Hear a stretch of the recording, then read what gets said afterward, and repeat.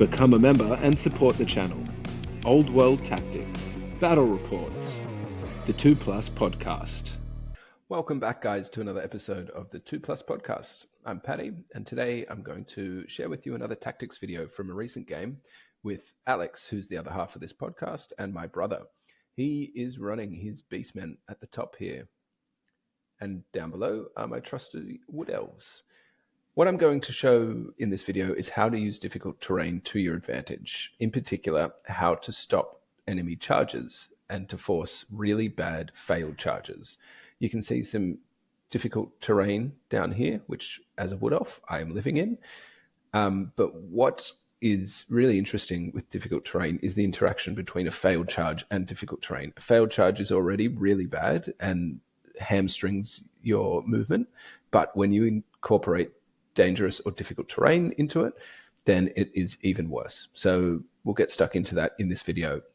And just before we get stuck in, just a reminder as well, if you can like, comment, subscribe on this video, it goes a really long way. We're very close to a goal of ours, which is 1,000 subscribers on YouTube, which would monetize this channel, which, although it's going to be about 5 cents a video, would go a long way for us to keep us motivated to keep this content coming. So let's get stuck into the rule. So a failed charge is when a unit makes a failed charge. It has started towards the enemy, but is unable to cover the distance. The warriors in the unit simply lose impetus. If a unit makes a failed charge, it moves directly towards the target, a distance equal to the result of the charge roll, wheeling as required. So what's important there is the emphasis on the charge roll. It doesn't incorporate its movement characteristic of the unit, which is explained in this image down here. So Unit A has declared a charge against Unit B. Unit A's movement characteristic is 4 inches, and a charge roll of a 1 and a 5 has been made for a total charge range of 9 inches. Alas, Unit B is 10 away, so the charge has failed. Unit A must now move 5 inches, not 9, but 5 inches, the highest result of the 2 dice rolled. So that, as you can tell already, would set up for a really terrible scenario for this unit.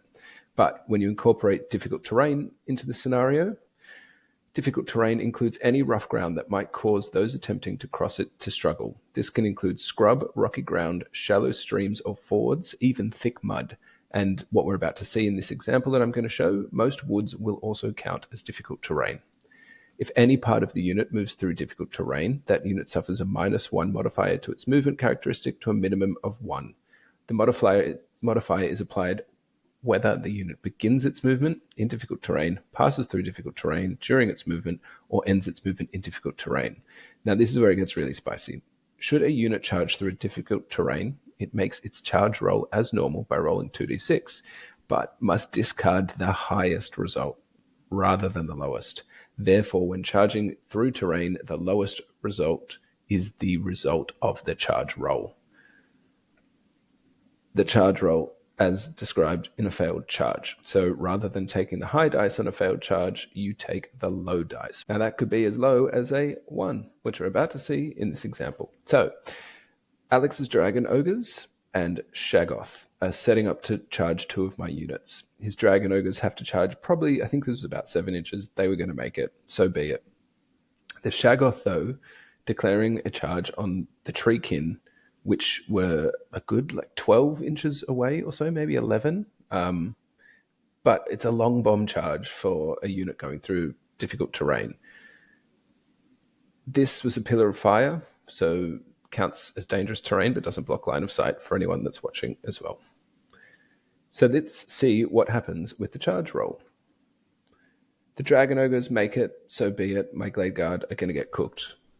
A willing sacrifice for the greater good. But you can see here the Shaggoth has moved a whopping 1 inch.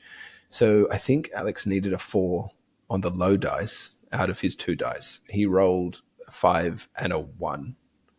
And the 1 is the charge roll for a failed charge because of the difficult terrain. You can see back here just how small of a distance that is. So that's where he starts his charge, and he ends up clipping that forest, all because of difficult terrain. Now this allows my Treekin to live another day, which is great because they would have probably stubborned off the board if they did get charged.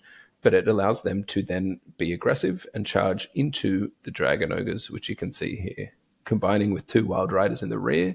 And this will be explained in a battle report. I think Alex is whipping one up, but they end up winning that combat and pushing away. And if that charge connected, that moment does not happen and doesn't A, buy me time, and B, destroy dragon ogres, which are renowned some of the hardest units in the game to kill. So there you have it, guys.